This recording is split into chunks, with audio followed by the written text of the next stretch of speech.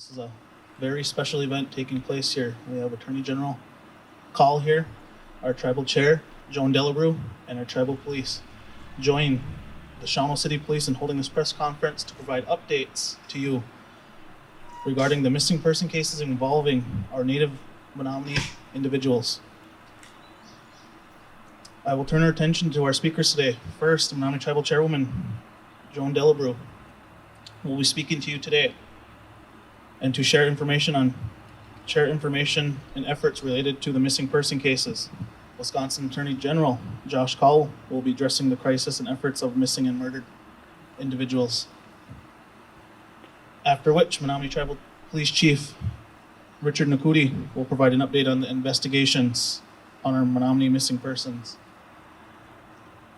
And then we'll turn it over to Shawano City Police Chief Daniel Mall will provide information relating to the recent missing person, Caitlin Kelly, who is a resident of Shawano County, but also a enrolled Menominee. After which we will provide questions and answers relating to these missing persons, and I now introduce Tribal Chairwoman Joan Delabrew. Thank you. Good morning. I thank you all for being here. I wish we didn't have to, but in this case, I think it's warranted. I want to thank our assisting law enforcement agencies for being here, Shawano City Police, our FBI, Federal Bureau of Investigation, Attorney General Call, and also our conservation wardens are also standing way in the back. You know, they're all bashful from time to time. I also, as I want to recognize Attorney General Call, who has heard the issue that many have brought forward to the state of Wisconsin, and he has answered it. He has answered that call by forming a task force to explore the issues that are affecting missing, murdered, and Indigenous women in the state of Wisconsin. It's long overdue. To the families and friends who are here of the missing persons, I welcome you, and I continue to give you thanks for your efforts to keep these individuals close to your hearts and close to the community's hearts. And that is Lisa Ninham, Ray Turtelot, Robert Lyons, and Caitlin Kelly. The tribal legislature took a number of years ago, took an effort to present a reward for the Ray Turtelot case. They presented $5,000, and the Bureau of FBI also provided some funds for that. We have a request into them to do it in these two cases also. The tribal legislature knows their role, that they need to help you any means that they can to keep this in the forefront of people's minds. And what they did is they approved rewards in reference to Caitlin Kelly and Robert Lyons in the amount of $5,000 each, and they had 5,000 rewards set up for Ray Turtelot. We also will be approaching the legislature in reference to generate any new information on Lisa Ninham. 2016 was the last time some effort was taken to provide for additional search on Lisa, and that was undertaken by our tribal law enforcement. One of the things that impacts missing and murdered Indigenous women and men is jurisdiction. You would think that jurisdiction would be a simple case for the Menominee because there's no state jurisdiction, that it's just us and it's the federal government. But when things come into play, you get another jurisdiction into the mix because we don't know where they are. Whether Caitlin's case, we know she was last seen in Shawano, so Shawano has joined our force, but where else it might be. But jurisdictional is an issue that needs to be worked out by us, by the individuals in law enforcement. It doesn't have to be something that needs to be worked out by a family. But at the same token, you need to be informed from all of those jurisdictions as to the status of your case and the whereabouts of your loved one. So we're hoping that with this reward and the efforts and the task taken to have all these parties speak together, and as you look around, families and friends, look to the officers that are here. Our own tribal police, you have Chief Nakudi, you have City Shawano here, you have Attorney General Call, you have Conservation. These are all people involved in the search efforts or inquiries into your missing person. Know their face well and always be vigilant that you can ask them questions in reference to the cases. And they should respond to you in the appropriate manner that they can without impacting the case. So we're hoping that jurisdiction doesn't come into play most of the time, but in a lot of cases it does. Thankfully, in this case, the jurisdiction has been working out relatively smooth.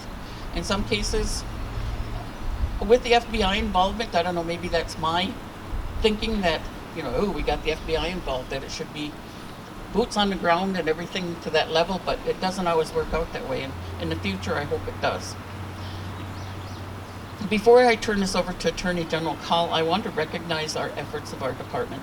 A lot of times, not just our department, but the city of Shawano, our guys are getting beat up that they're not doing enough, they're not searching, they're not providing, but they really are. And if it wasn't for the continual contact with Rich and the other individuals, I wouldn't know what they're doing either, but I asked for an update, and I think you freely should do that too. And once the task force is in place, I think that you'll see some of the problems that are envisioned that impact all the cases, but hopefully I'm looking for solutions quickly. Attorney General Call. So the task force was recently formed. The state of Wisconsin, our chief went down and provided testimony, and our legislator did. It wasn't acted upon enough on a bill on the state level, but because of the COVID and everything else came into play, that's where Attorney General Call came in and formed the task force. I think you all know that there's significant numbers of missing and murdered Indigenous women throughout our nation and throughout the country. You have the Operation Lady Liberty that was formed by President Trump that's looking into things. I'm grateful that he did it, even though it was a little too late. But we have members here on this reservation that are very active in that regard. And I think it's important for our tribe and our state to continue to support and address these missing individuals, not just ours, but also on the other level. There are other tribes, there are 11 tribes in the state of Wisconsin, and all of them have missing persons. So it's important, and I'm very appreciative that that committee will be formed soon and they can start looking at all of the different cases that are out there.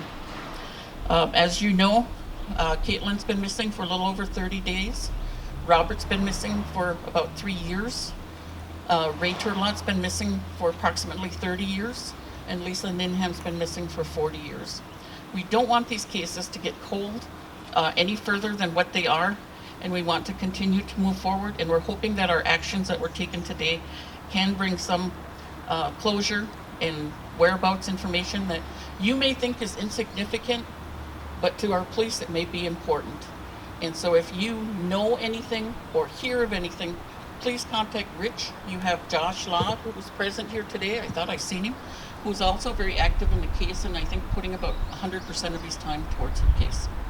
So thank you for being here, and I will turn it over to our moderator again. Thank you, Chairwoman Delabro, for that update on behalf of the tribe. I now turn it over to Attorney General Call, who is here as the Wisconsin Attorney General. He will provide you an update on his missing and murdered Indigenous women's task force that he has created. It is an honor for him to be here and address the families that are suffering today and give him a brief, warm welcome. Thank you.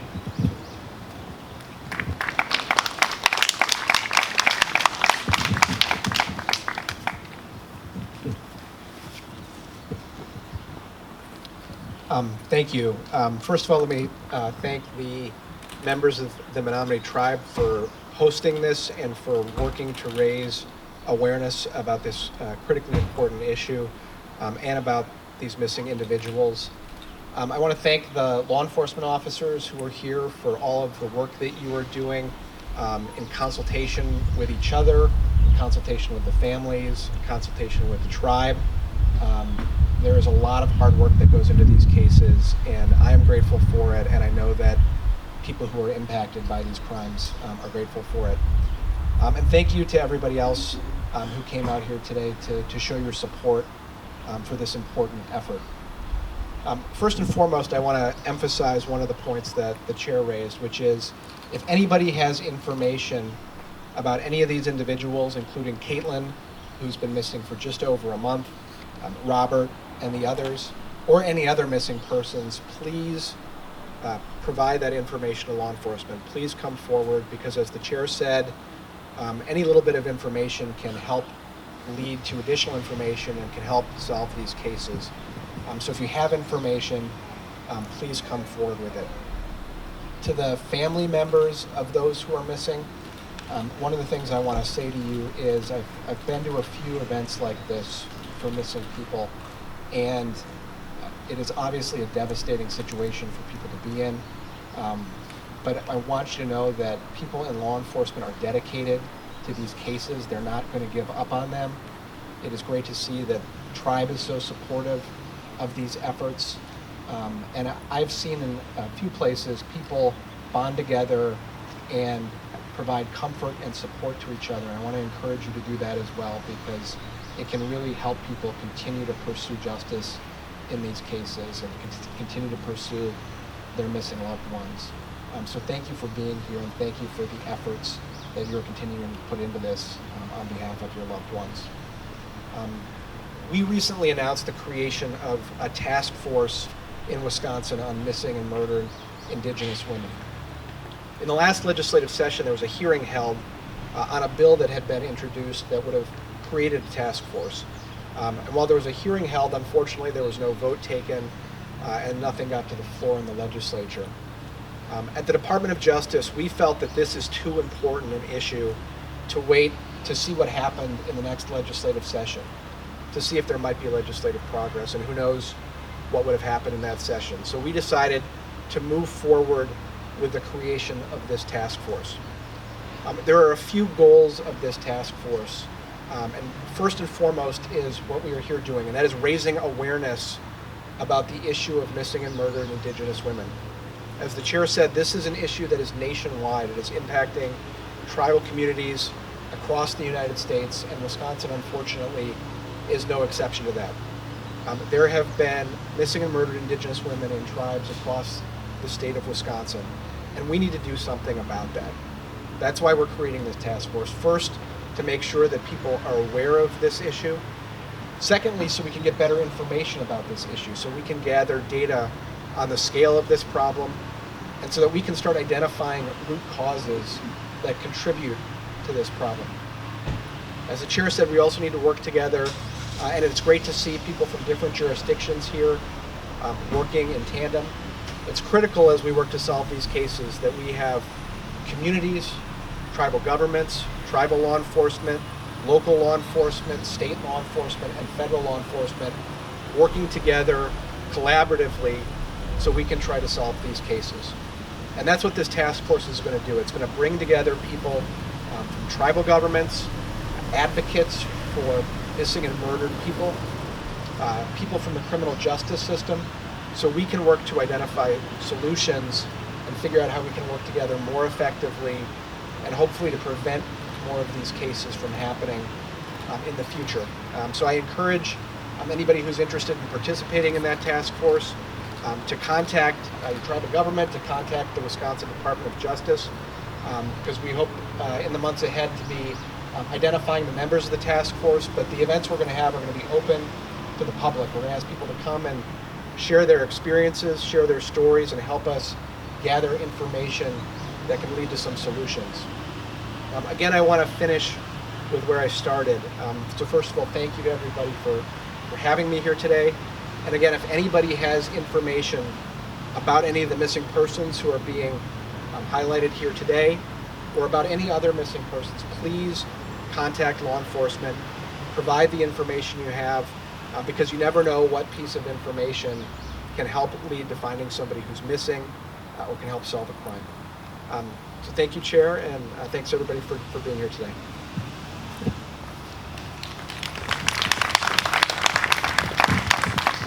Waiwanan Attorney General call. I now will turn it over to Menominee Tribal Police Chief Richard Nakuti to provide a update on the missing persons located within the Menominee Indian Reservation. Good morning, everyone. First of all, I'd like to thank everybody that took time out of their day to stop in and join us on this press release. Today, the Tribal Police Department will do its best to provide public information regarding the missing persons on the Menominee Indian Reservation, and that includes Lisa Ninaham, who's been reported missing in 1980, Ray Turtelot reported missing 1986. Robert Lyons reported missing 2017. And Caitlin Kelly, who was reported missing June of 2020. These investigations remain paramount to the department and their investigation, and we hold this to a high priority when it comes to the missing and murdered Indigenous persons. I would like to thank all the assisting agencies and departments that are helping out with the investigation with Menominee Tribal Police.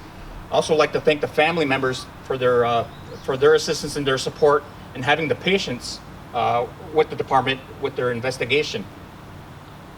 I want to kind of give you a quick background of the missing persons reports that the tribal police are currently investigating. And that goes back as Lisa Ninham, that was reported missing back in 1980. Since then, there's been tips and follow-up and information that is provided to law enforcement regarding Lisa Ninham.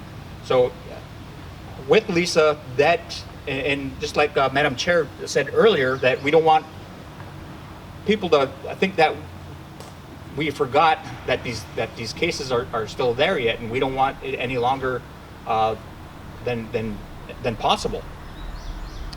Lisa Ninham, and again, there was follow-up information, and there's a case that is still pending and open. Ray Turtelot, last seen fall of 1986. Information since then, investigation, follow-up. Last year, 2019, we had a gathering for Ray Elaine Turtelot.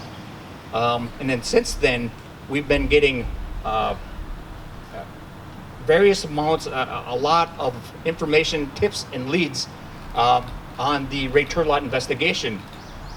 With that, we'd like to thank the community for all the information that they are providing. And we continue to ask the community to provide that information regardless of how small or minute that you believe that the information you are providing. Just making sure that you do provide us with information. That helps our officers and detectives corroborate other information that they receive. Robert Lyons, last seen June 4th, 2017. Investigation revealed that Robert was last seen on an ATV. 2 days later, with the assistance of Menominee Conservation and Menominee Tribal Police, we were able to locate that ATV in a marshy area located right outside of Kashina. Extensive search was conducted. That included drones, the assistance of the Great Lakes Canine Search and Rescue Team. But unfortunately, we could not find it, and we continued our searches there, and we couldn't find anything. So what the detectives continued with their interviews and follow-ups, and are still investigating that missing person. Which comes to Caitlin Kelly, and again, last seen June 16th, 2020, last seen on County Road VV near Kashina, around 10 p.m. The police department, along with other agencies, local agencies, conducted searches in the area that included drones, ATVs, UTVs, persons on foot, search parties, and the assistance of the Great Lakes Search and Rescue Canine Team to search the area where Caitlin was last seen. During the investigation, it was revealed that Caitlin was last seen at her apartment in the city of Shawano in the early mornings of Wednesday, June 17th. With that information provided, and then with the assistance of Shawano Police Department, we were able to work hand in hand with Shawano Police Department in investigating Caitlin's missing investigation. With these investigations, they include long hours, long weekends, long hours during the weekends. My detectives have been working nonstop with the investigations, and what I'm referring to is all four cases. They include interviews, follow-ups, subpoenas, search warrants, polygraphs, and additional follow-ups and traveling out the state to continue with the developing information and leads that they receive. With that, I'm going to call Shawano City Police Chief Dan Mall, and because of our partnership with the City of PD in the investigation of Caitlin, I'm going to have Chief Dan Mall provide some information. As Chief Nakuti said, that on June 17th, we were asked by the Menominee Tribal Police to do a welfare check on Caitlin Kelly. And at that time, we were unable to find her around her residence. The following day, they asked us to join in with their investigation of a missing person. And it told us at that time that they felt Caitlin had been seen at her apartment about 3 o'clock in the morning in Shawano. I want to reiterate what everybody said today, is that the Menominee Tribal Police and our police department have always worked well together in conjunction with a lot of combined things. Our communities are a combined community, I feel, as we interact well and we deal with a lot of the same people. I know that Richard's officers have been in Shawano a lot, following up on leads, and we've been doing the same thing. I'm going to share some of the information that I shared about a week and a half ago on a Facebook page, so that if everybody hadn't seen that, you're up to speed a little bit. Caitlin was reported last seen at her residence in the city of Shawano during the early morning hours of June 17th. We have been working in conjunction with the tribal police and the FBI, sharing information and following on leads in a combined effort to locate Caitlin.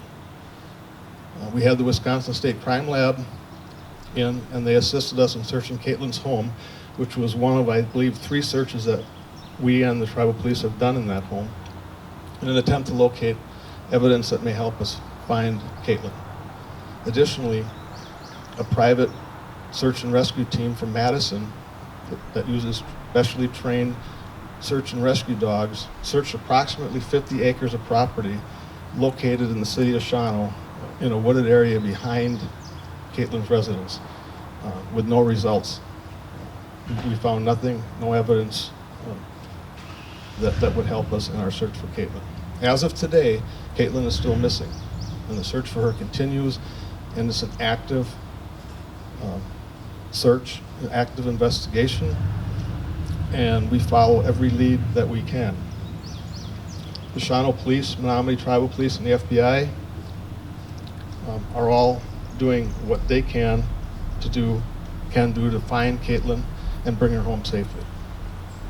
We're searching digital media, reviewing security camera footage, and looking through social media platforms. We ask and we pray, if anyone has any information about the whereabouts of Caitlin, please contact local law enforcement, us, Menominee Tribal Police, or your local law enforcement. She could be anywhere, and we need to bring her home, just as we need to bring all of these victims home. Thank you to those members of our communities that have assisted in the efforts to locate Caitlin thus far. It's much appreciated, and it's not uncommon for us to have really good cooperation in both communities. And I guess I would like to, and again, thank the family and the community, especially the community that's coming forward and providing us with information that helps us in further our investigation. I would like to thank all the following assisting agencies that help us with our investigation. I'd like to, especially thank the Shawano PD, FBI, the U.S. Attorney's Office, Menominee Conservation, Menominee Sheriff's Office, Menominee Forestry, and I apologize if I forgot any other agencies that assisted us with this investigation and continue to assist with the investigation. With that, we are going to open up the floor for any questions regarding the investigation. I will now ask Attorney General Call to come up, Chief Mall, Chief Nakuti, and Chairwoman Dillabrew. We will then be taking questions from the public. wanted to ask, being that this is such a big issue, not only here in our community, nationwide, I mean, what can we do? What can we continue to do to make sure that this doesn't keep happening? Thank you. The question for those who couldn't hear is what we can do to prevent this from happening in the future, given that it's a nationwide issue. I think there are a lot of things we can do. One is, as the chair mentioned, the president has made this an initiative, so this is something that is being looked at the national level, but it's also something that impacts states in different ways, and that's why I think it's so important that we start to dive into this issue at the state level with our task force. So I would encourage those who want to help us work on this issue to get involved in the task force. I hope that we're going to, as a result of that task force, have some policy solutions as well. Part of that may be things we can do between different law enforcement agencies or between different parts of the criminal justice system. But we may also be asking the legislature to take action in response to the findings of the task force. And if we do that, we will certainly be asking people to make their voices heard and to let their legislators know what kind of change is so important. But one of the goals of the task force is to start looking at some of those root causes and figure out how we can work to address those and hopefully prevent some of these cases from happening. When do you anticipate starting these task force? And when do you anticipate having recommendations? We announced the task force fairly recently, and one of the things we're doing right now is reaching out to different groups, including tribal governments, to ask them to designate representatives to participate in the task force. We're going to have meetings that are open to the public, but we're also going to have an official membership of the task force. And then what we're going to do is work with the members of the task force to identify exactly which issues we want to pursue and how we pursue them. But my hope is to have those task force members identified before the end of the summer, and then to begin meeting fairly soon after that. I think the task force will last for about a year. And so we hope at the end of that to have recommendations for next steps. This is probably a question for law enforcement, but every time I go to a conference involving Indigenous women, you just hear the stories. Everyone has an auntie, a sister, a mother, a cousin, a relative who's gone missing and still gone missing and still missing. And some of these cases get attention. Someone went missing at a rest stop at a U.S. highway and the family camped out there. And I just want this case to get more attention while it's still fresh. I don't want Caitlin to wait 36 years or 40 years to be found. And I wonder with the FBI involved, I hear at these conferences too, there are places where missing women go. They get trafficked. They get trafficked to the ships in the port in Duluth. They get trafficked by cartels. There's no place that's safe from international sex trafficking. So I just want to know what the FBI is doing to pursue things that are beyond the reach of Shawano and Menominee tribal police. They'll probably find other victims while they're looking for Caitlin. I'll say a few things on that, and I don't know if there's anybody here from the FBI. I won't speak on their behalf, but what I can tell you is that in the state of Wisconsin, one of the areas that we've been focused on from a law enforcement standpoint is addressing human trafficking in particular. We have a bureau at the Department of Justice that's focused on human trafficking and internet crimes against children's cases. And one of the things we're working to do is to work with law enforcement agencies around the state to develop more expertise when it comes to the investigation and prosecution of human trafficking cases. It's an issue that has gone under-addressed for far too long. And it's an area where we still don't have great data, and we need to do more to figure out exactly what the trafficking networks look like and how we can dismantle them. One of the things that I'm hopeful that we'll see through the task force is whether human trafficking is, what role human trafficking plays in the issue of missing and murdered Indigenous women. I suspect it plays a pretty significant one, and I think getting more information from people will help us get a better sense of that. But the other thing I hope we can do with the task force is, by identifying those root causes, identify ways that we can work together to address them more effectively. And then last, I wanted to say, as to your point about raising awareness, I really appreciate your making that point. It's one of the reasons that being here today was important to me. It's one of the reasons that having this task force is important, is because there's the occasional case of a missing person that gets a lot of attention in the media, but a lot of cases, unfortunately, don't get the attention that they need. So I want to thank the members of the media for being here today and helping us raise awareness about this. And we need to raise the awareness about this issue generally, so that when these cases happen, people are made aware of it, and that they can have the support that those cases can have the support that they need. So thank you. The question was about drug addiction issues and whether that's going to play a role in the task force. Is that right? One of the, let me start, I guess, with where we are in the state and the country. We continue to have an opioid epidemic that's been devastating for families around the country. And unfortunately, that problem has gotten more challenging since the pandemic has hit and people have been isolated and had less social interaction. Working to address the opioid epidemic and the growing meth problem we have in Wisconsin is one of my top priorities. I think it's the biggest public safety challenge we have in Wisconsin, or at least it was, other than the pandemic. And that impacts people's lives in so many different ways. One of the things we've seen is that it does play a role in human trafficking. Traffickers use different tools to isolate people from their families, from their loved ones, from their friends. And by isolating people, it makes it easier for the traffickers to make people into victims. One of the things that traffickers use is substance abuse addiction. They will become the only source of narcotics for people, and they take advantage of that.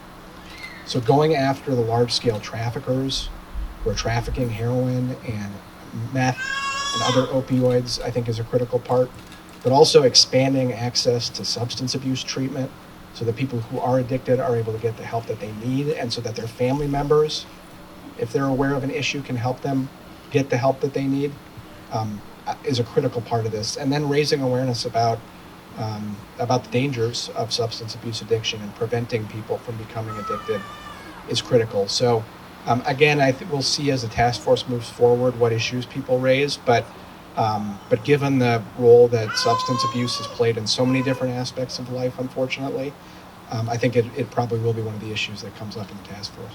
Thank you. How's it going? I know you mentioned a couple of the cases where there's tips coming in. Are there still tips coming in for the Caitlin case? So the question was, with the investigations, that tips and information coming in, are they continuing to come in? Yes. The tips, and then with the community, and with our social media, now it's nationwide, and we're getting tips from other states. The people that, community members that moved out of town, that they're coming forward with some information. So we are still receiving tips on the cases. Chief, on that front too, on your older cases, your 30 and 40-year-old cases, what are you hearing on those, and why is it important to continue pursuing those this far on? So with the older cases, and why continue with the pursuing with the older cases, just like Madam Chair said earlier, that 30 years, even Caitlin's, is way too long. That we can't give up. That there's people know something out there, and even with Ninhan missing since 1980, someone knows something out there, and and we would like them to come forward, and so the family can have peace. I always wondered this, the Gardner Ray Turlock case, long time ago. There was something printed in tribal news. You recognize these items. They had different items. I remember one was a hat that was supposed to be related to her. I always wondered, was there any leads on that? Because that's some really good I mean, it was a hat, some other things that were found at the scene where part of her was found, and I just always wondered, was there DNA done? I found them for 3 days, so I'm late now, and are them items still, are they still, under your care or whatever? So the question was regarding potential evidence from the Ray Turlock case. So you compared the investigation from 1985 to nowadays and how technology and science advanced. So with the evidence that we do have, that is part of the investigation that we're conducting now. And then with the FBI, and then with the evidence and with the advanced technology and science, that is part of the investigation. How true do you think police are on Caitlin being severely traumatized? Okay, so the question was, how true are the information that we do receive? How credible are they? So with when we talk about the investigation, and when I'm talking about the please come forward with information that we do provide, there's a lot of information that corroborates or collaborates with other information. There's a lot of rumors out there, and our detectives got to look into anything that the police department receives, including rumors. So they gotta look into it and determine if it's a rumor or if it's good information that they take. A lot of times with collaborating with other people and their information that they do provide is whether determine that interviews or information that we do receive is credible.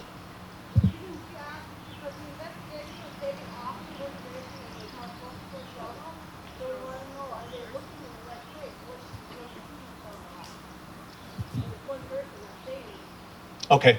And with that, I believe that's what we were talking about is, okay, with information that we do get, we got to corroborate that information. So it's, and then from there, and then that's where we cooperate with Shawano PD and what the information they provide. And again, when we say follow up and information and things like that, that's how we determine credibility on statements provided. My question's regarding, so when you're doing your follow-up and you're saying we're going by rumors and people are reporting this and that, is there any kind of interrogation going on to anybody that anybody of us may suspect in any of these cases? Is it just follow-up, or is it interrogation to that individual person of who they heard, whatever? So with the information that we do provide, and throughout the investigation, there are names and there are people of interest that our investigators and our detectives. I don't want to say necessarily interrogate. It's bringing them in and questioning them regarding the information that they did receive. When I do say follow up, that's part of the follow up is, okay, we heard so and so talking about this, or go talk to so and so. That's when I'm referring to follow up. That's what we're following up on, is with the information or even names that are provided to us. Our detectives are going out and following up with interviewing people of interest. I have a question for you and for Attorney General. Do you foresee funding being allocated to reopen some of the old MMIW cold cases that are 30 and 40 years old, so that the evidence can be reanalyzed with the current technology and available resources? I know the state of Nebraska did that already. Do you foresee our state going down that same route as well? With the Ray Turlock case, and I think that's what one of the questions was said before, was the technology, the advanced technology nowadays versus 20, 30 years ago. That's what we're dealing with. And on a higher nationwide, I guess that would be a question for Attorney General Call. I don't know yet what recommendations the task force will have at the end, and so partly it will depend on what it is that we discuss at the task force and what the recommendations are. What I can say is we at the Department of Justice, the Department of Justice includes the state crime labs, and there have been a few cases where there is evidence that is in some cases decades old, or at least cases that are from decades ago, and they're able to be solved because of advances in DNA technology. That's rare. I don't, you know, I think it's important to make that point. And in a lot of cases, you know, the evidence was collected long before anybody knew that DNA testing was going to be part of solving cases down the road. But it does happen. And one of the things, and this is true for law enforcement agencies around the state, if they have a case where they have critical biological evidence that they think could help solve the case, they can submit that evidence to the crime labs for testing. Whether or not the task force makes a recommendation that happens, that process can happen now. And so, you know, if agencies do have cases where they think they might have evidence that could be tested, that could make a difference in the case, I certainly encourage them to contact our state crime labs. The reason I mention that is because Nebraska had to actually pass a law for all of the agencies throughout the state to open and reinvestigate these cases, because when they involved indigenous people, they weren't. They were just sitting on the shelves. So that's why I'm hoping that I'm just kind of putting it out there so you can bank it when you're coming up with recommendations, that, you know, that we don't have to pass a law here in Wisconsin, that it would just be something that's done. I appreciate that you're raising that issue. And the other thing I'll say is, as we go forward with the task force, you know, one of the things we're hoping is that people will come forward with information that they have and talk about their experiences. But if that brings up new information that law enforcement wasn't aware of and creates new leads, you know, that's great, because it's more information that law enforcement has to work with as they pursue some cases that are not that old, and other cases that in some cases are have been cold cases for a while. Can you quantify the number of hours you guys have put in since she was first reported missing? I can't give you certain numbers, but I know that because of the hotline or the information with the number that's out there goes directly to the detectives, and even on weekends, if there's tips or leads, even on weekends, that the detectives follow up on that.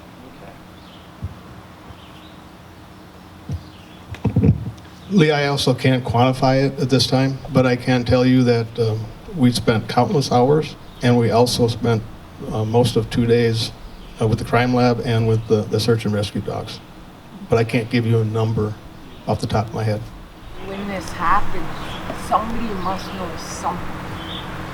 And these are really pretty young girls and handsome young guys, and they're being stolen. Sometimes they're murdered, sometimes they're never found. And I've been supporting the effort on these missing and stolen Indigenous women. And since I've been doing that, supporting them up with posts, you know, that this is going on. And the red skirt and the missing woman. Okay, I've been getting feedback from people, and one person I got a feedback from was the Pocan family and Reese Pocan.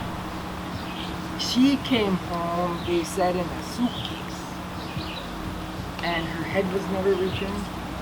I'm like, what are you doing for these families, and what are you doing so people, women, don't be forgotten?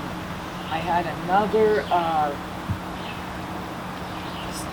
report that somebody told me from the Shikazi family that in the 70s, when they revived the big powwows, the Shikazi family came here from Iowa for a family reunion.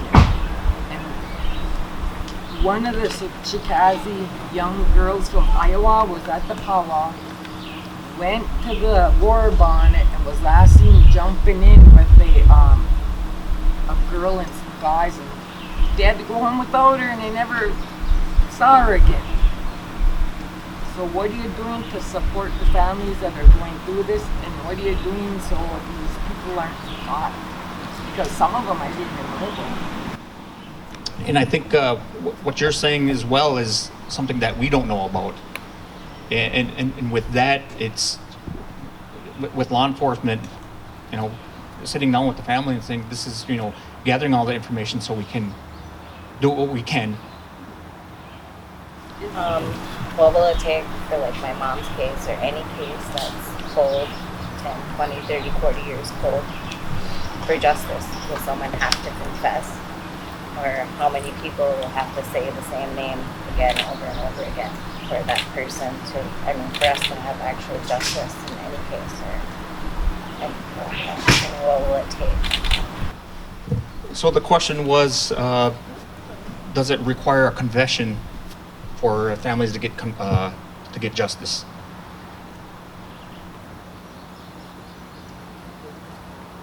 It's more of the total investigation.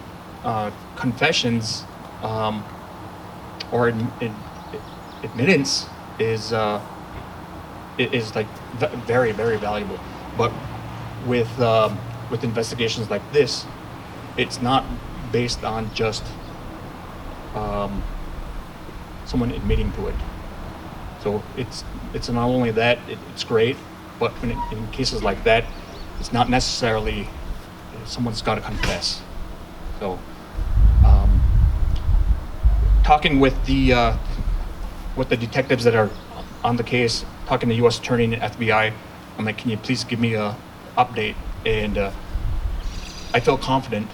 I feel confident, and this was just the other day that I'm like, can I get an update? And with that, I feel comfortable with what they're doing, because it's unfortunately with COVID, things tend to slow down a little bit, and including our traveling, traveling restrictions and things like that. But speaking and getting an update, I still feel good yet.